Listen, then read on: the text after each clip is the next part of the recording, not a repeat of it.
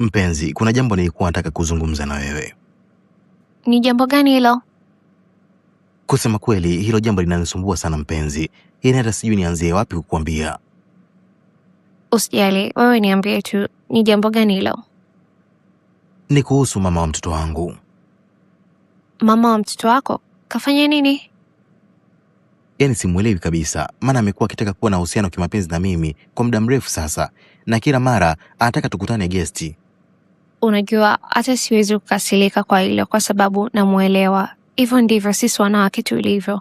Mara nyingi tunataka ukaribu na wanaume tuliozaa nao. Nakumbuka yeye ana mtoto wako, lakini naamini baada ya muda atazuia na ataacha kukusumbua.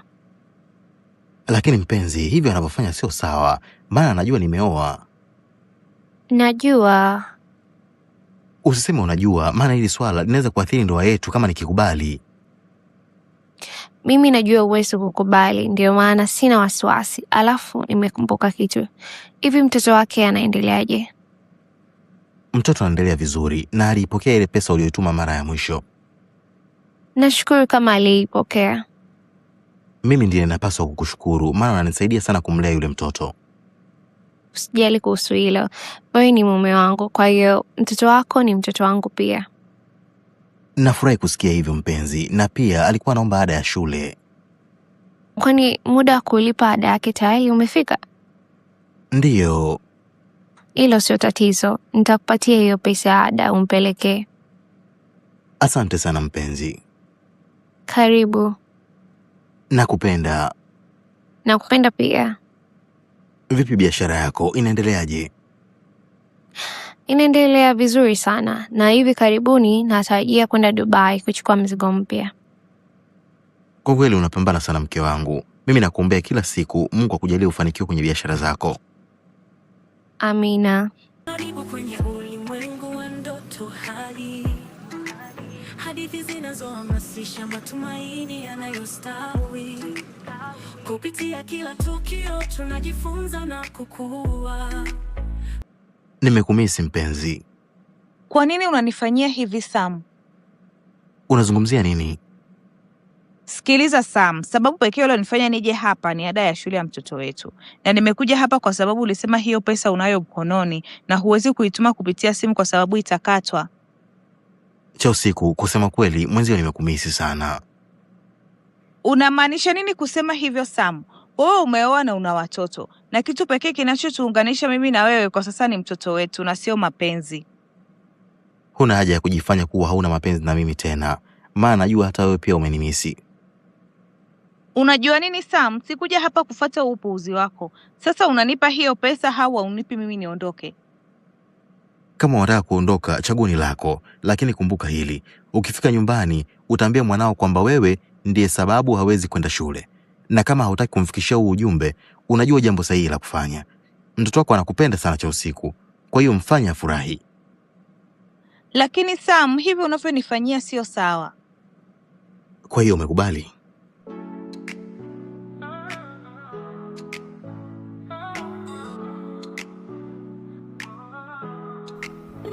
Karibu kwenye ulimwengu wa ndoto hadi.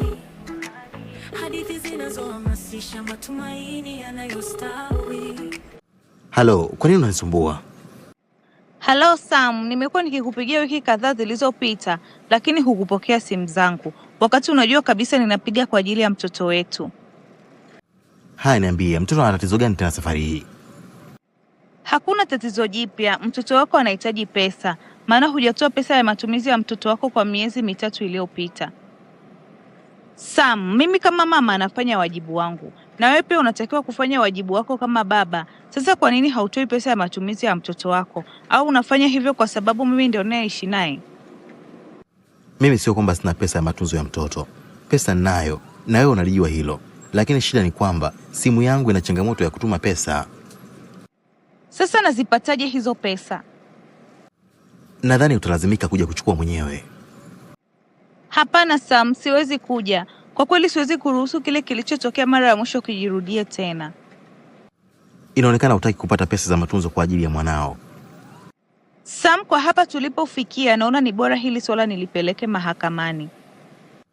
Safi, hilo ni wazo zuri sana, lakini naomba utambue kwamba kabla majaji hawajashughulikia kesi yetu itachukua muda mrefu sana, na wakati wote huo mtoto wetu atakuwa nyumbani kwa sababu atakuwa hapati pesa ya matunzo wala ada, wakati mama yake mpendwa angeweza kupata pesa za matunzo ndani ya dakika chache tu.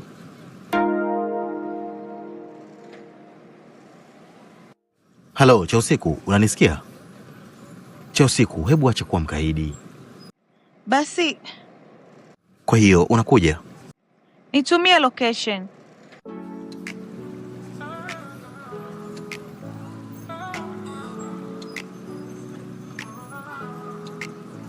Karibu kwenye Nina uhakika atakuwa amekaribia.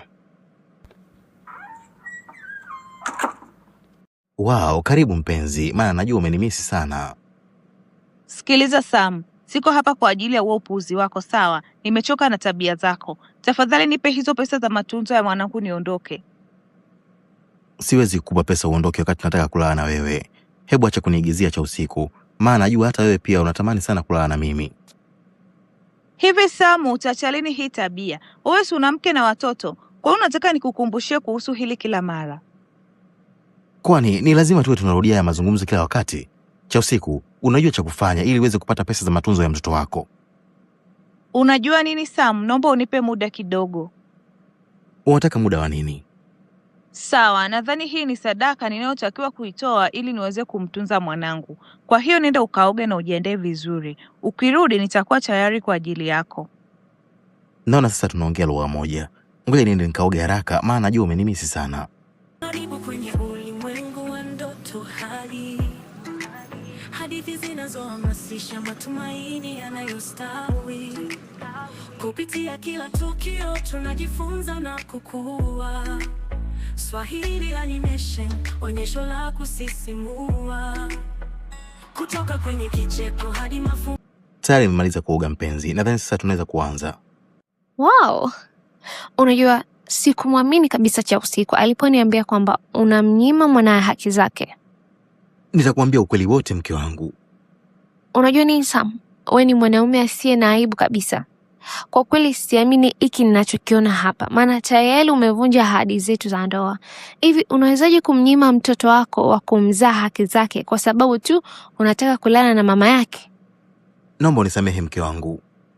Pole sana Chausiku kwa huu unyanyasaji uliokuwa unafanyiwa, na ninataka nikuhakikishie kwamba kuanzia sasa chochote utachokuhitaji kifedha nitakupa mimi binafsi, sawa? Nashukuru sana dada yangu. Usijali, na pia nitakupa posho ya kila mwezi kwa ajili ya matunzo ya mtoto wako. Kwa hiyo usisite kunipigia simu kama utakuwa unahitaji chochote, sawa? Sawa dada. Naomba unisamehe mke wangu.